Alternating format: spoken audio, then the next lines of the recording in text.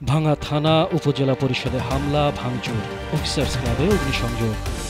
জুলাই সনদ বাস্তবায়ন প্রশ্নে এখনও মতৈক্য হয়নি।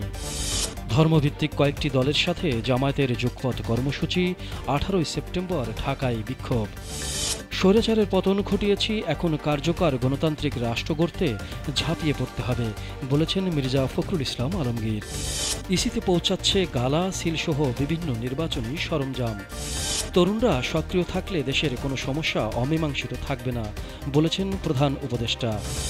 ঢাকাসহ 6 বিভাগে ভারী বর্ষণের সতর্কতা, পাহাড় ধসের শঙ্কা। মুসলিম দেশগুলোকে ইসরায়েলের সঙ্গে সম্পর্ক ছিন্ন করার আহ্বান জানিয়েছেন ইরান। ইসরায়েলি হামলা, ইসলামী সামরিক জোট গঠনের দাবি ইরাকের। ঘরের মাঠে প্রথম ম্যাচে 6000 দর্শকের সামনে বার্সেলোনার 6 গোল। ফরিদপুরের ভাঙা উপজেলা পরিষদ ও ভাঙা থানায় হামলা ও ভাঙচুর চালিয়েছে বিক্ষোভকারীরা। তারা উপজেলা অফিসার্স ক্লাবে অগ্নিসংযোগও করেছে। আজ সোমবার দুপুর 1:15টায় বিক্ষোভকারীরা ঢাকা খুলনা মহাসড়কের আলগি ইউনিয়নের সোয়াদি থেকে শুরু হয়ে গোলচত্বর এলাকায় এসে পৌঁছায়। এ সময় বিক্ষোভকারীরা সাংবাদিকদের ভিডিও করতে ও ছবি তুলতে বাধা দেয়। জুলাই জাতীয় সনদের সংবিধান সম্পর্কিত সংস্কার প্রস্তাবগুলো বাস্তবায়নের উপায় নিয়ে রাজনৈতিক দলগুলোর সঙ্গে জাতীয় ঐকমত্য কমিশনের দ্বিতীয় দিনের আনুষ্ঠানিক আলোচনাও কোনো ফল আসেনি। গতকাল রোববার কমিশনের সভাপতি ও প্রধান উপদেষ্টা অধ্যাপক মোহাম্মদ ইউনূসের সামনে বিএনপি, জামায়াতে ইসলামী ও জাতীয় নাগরিক পার্টি তাদের আগের অবস্থানই তুলে ধরেছে। জাতীয় সনদের ভিত্তিতে নির্বাচনসহ 5 দফা দাবি আদায়ে বিক্ষোভ কর্মসূচি ঘোষণা করেছে জামায়াতে ইসলামী। সোমবার দুপুরে আয়োজিত সংবাদ সম্মেলনে দলটির নায়েবে আমির ডাক্তার সৈয়দ আবদুল্লাহ মোহাম্মদ তাহের এ কর্মসূচি ঘোষণা দেন।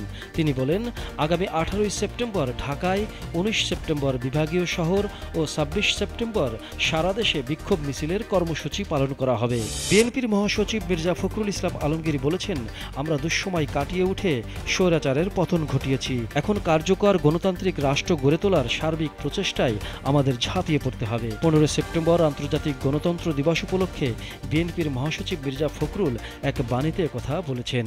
আগামী ত্রয়োদশ জাতীয় সংসদ নির্বাচনের জন্য প্রয়োজনীয় সরঞ্জাম সরবরাহ শুরু হয়েছে। নির্বাচন কমিশনের প্রধান কার্যালয়ে ইতোমধ্যেই বিভিন্ন সামগ্রী আসতে শুরু করেছে। নির্বাচন কমিশনের কর্মকর্তারা জানান, কয়েক মাস আগে দেয়া কার্যাদেশের ভিত্তিতে সেপ্টেম্বরের শুরুতেই অন্তত 6টি সামগ্রী ধাপে ধাপে এনে আগারগাঁয়ের নির্বাচন ভবনে সংরক্ষণ করা হচ্ছে। গত বৃহস্পতিবারও কয়েকটি চালান এসেছে। গতকাল কিছু সামগ্রী আনা হয়েছে। অন্তর্বর্তী সরকারের প্রধান উপদেষ্টা অধ্যাপক ডক্টর মোহাম্মদ ইউনূস বলেছেন, আমি যুব সমাজের প্রত্যেক সদস্যকে আহ্বান জানাই, তোমাদের মেধা, শক্তি এবং সৃজনশীলতা দিয়ে সমাজের ও দেশের উন্নয়নে ভূমিকা রাখো। সোমবার বেলা 11টায় রাজধানীতে আয়োজিত ইউথ ভলান্টিয়ার অ্যাওয়ার্ড 2025 অনুষ্ঠানে প্রধান অতিথি হিসেবে উপস্থিত হয়ে তিনি আরও বলেন, আমি বিশ্বাস করি তরুণরা সক্রিয় থাকলে দেশের কোনো সমস্যায় আর অমীমাংসিত থাকতে পারে না। তোমাদের সাফল্য কেবল ব্যক্তিগত অর্জনে সীমাবদ্ধ না রেখে অন্যদের জন্য অনুকরণীয় দৃষ্টান্ত হোক। দক্ষিণ পশ্চিম মৌসুমি বায়ু সক্রিয় হওয়ায় গতকাল রবিবার সারা দেশে অনেকটাই বেড়েছে বৃষ্টি। রাজধানী সহ প্রায় সারা দেশেই ঝরেছে বারিধারা।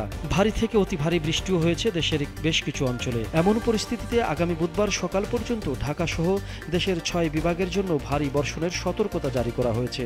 সেই সঙ্গে চট্টগ্রাম বিভাগে পাহাড় ধস এবং ঢাকা ও চট্টগ্রাম মহানগরীতে অস্থায়ীভাবে জলাবদ্ধতা তৈরি হতে পারে বলে সতর্ক করেছে আবহাওয়া অধিদপ্তর।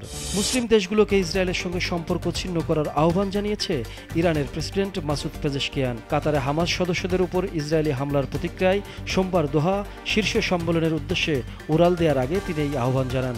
মাসুদ পেজেশকিয়ান বলেন, ইসরায়েলের আগ্রাসনের বিরুদ্ধে মুসলিম দেশগুলিকে আরও ঐক্যবদ্ধ ও সুসংহত অবস্থান গ্রহণ করতে হবে। ইরাকের প্রধানমন্ত্রী মোহাম্মদ শিয়া আল সুদানি রবিবার একটি ইসলামী সামরিক জোট গঠনের আহ্বান জানিয়েছেন।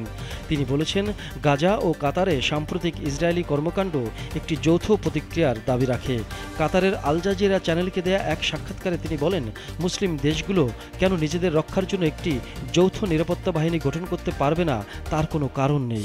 লা লিগায় মৌসুমের প্রথম হোম ম্যাচেই দুর্দান্ত জয় তুলে নিয়েছে বার্সেলোনা। মাত্র ৬,০০০ দর্শকের সামনে খেলতে নেমেও কাতালানরা ভ্যালেন্সিয়াকে উড়িয়ে দিয়েছে ৬-০ গোলে। ফেরমিন লোপেজ, রাফিনিয়া ও রবার্ট লেভানদস্কি তিনজনই করেছেন জোড়া গোল।